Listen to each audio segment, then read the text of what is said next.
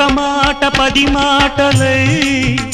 అది పాట కావాలని ఒక జన్మ 10 జన్మలై అనుబంధమవ్వాలని అన్నిటా ఒక మమతే పండాలని అది దండలో దారమై ఉండాలని అన్నిటా ఒక మమతే పండాలని అది దండలో దారమై ఉండాలని కడలిలో అలలుగా కడలేని కలలుగా నిలిచిపోవాలని పాడవే కోయిలా